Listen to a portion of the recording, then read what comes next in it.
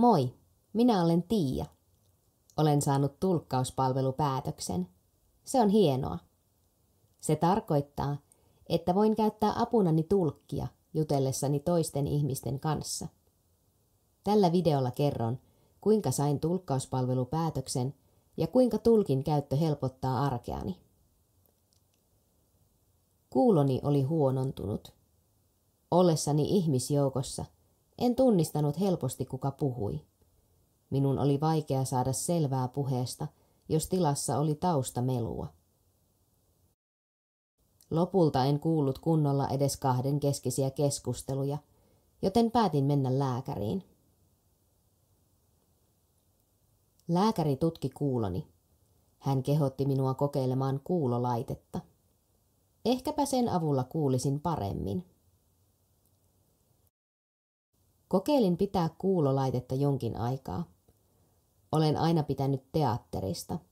Niinpä kokeilin kuulolaitettani sielläkin. Laite ei kuitenkaan auttanut minua kuulemaan niin hyvin kuin olisin toivonut. Lääkäri kertoi, että minulle voisi olla hyötyä tulkista. Tulkki tulkkaisi toisten ihmisten puhetta minulle. Mutta enhän minä osannut viittomakieltä. Luulin, että viittomakielen tulkkaus olisi ainoa vaihtoehtoni, koska en kuullut puhetta.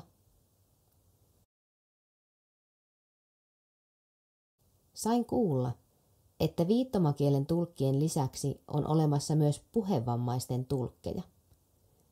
Puhevammaisten tulkki voi käyttää kommunikaatiomenetelminään esimerkiksi viittomia, piirtämistä, kirjoittamista, kuvia ja selkeää puhetta. Näitä puhetta tukevia ja korvaavia menetelmiä kutsutaan yhteisesti AAC-menetelmiksi. Monet viittomakielen tulkit ja puhevammaisten tulkit ovat myös kouluttautuneet kirjoitustulkeiksi.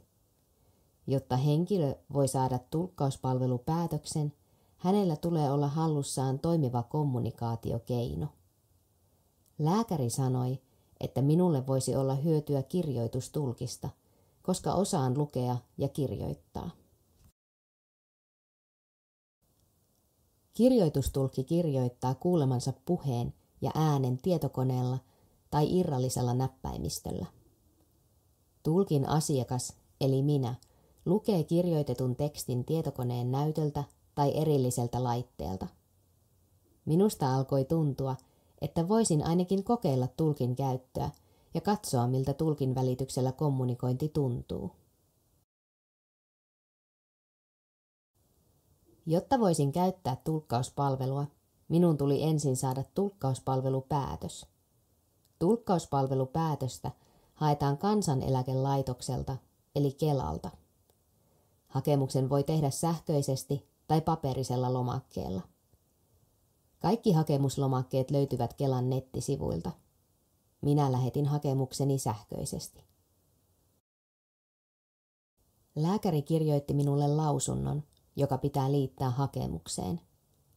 Lausunnon voi antaa myös muu sosiaali- ja terveydenhuollon asiantuntija tai esimerkiksi puheterapeutti.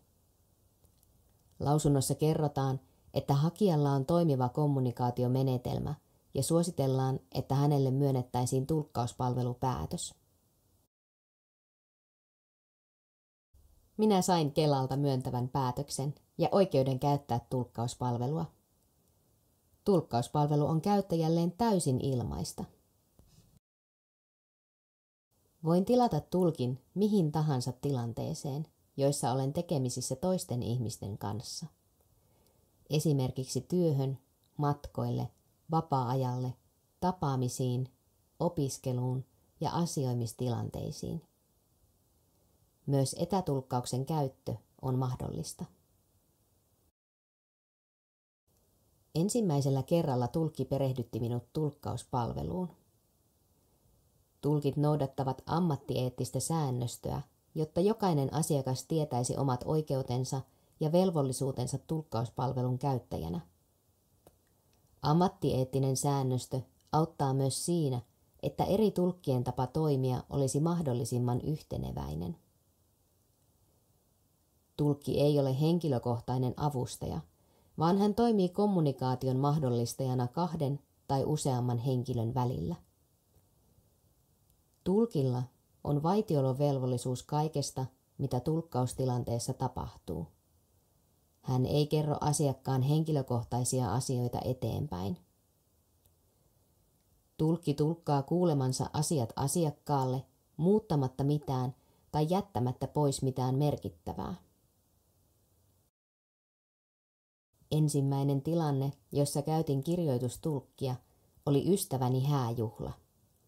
Istuimme vierekkäin pöydässä, josta tulkkini kuuli hyvin erilaiset ohjelmanumerot ja keskustelut.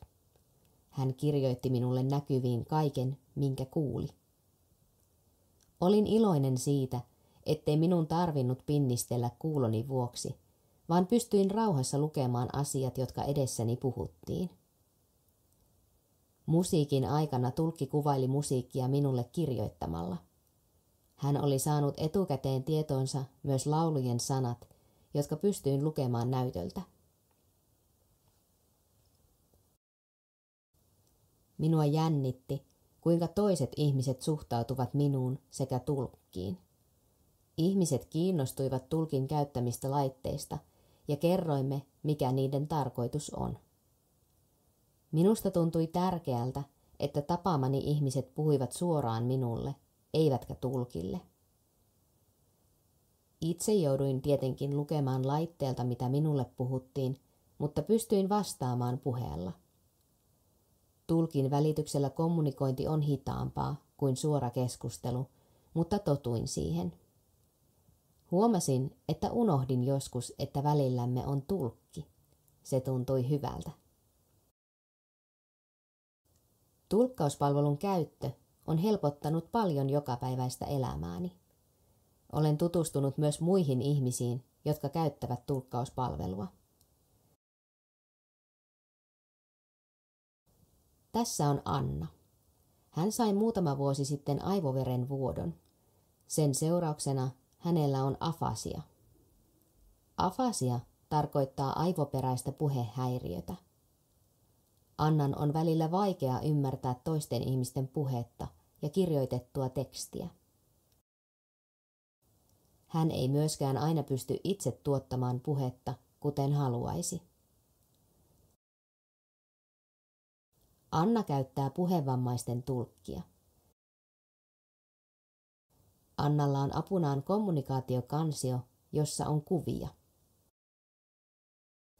Kansion avulla kuvia osoittamalla Anna pystyy itse ilmaisemaan, mitä haluaa sanoa. Tulkki puhuu asian ääneen kolmannelle osapuolelle.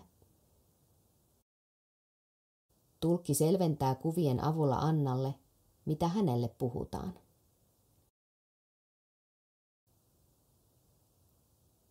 Tässä on Heikki.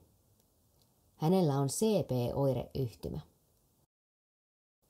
Heikki ymmärtää hyvin, mitä hänelle puhutaan, mutta toisten ihmisten voi olla välillä vaikea saada selvää Heikin puheesta. Heikki käyttää puhevammaisten tulkkia, jotta toisten ihmisten olisi helpompaa kommunikoida hänen kanssaan.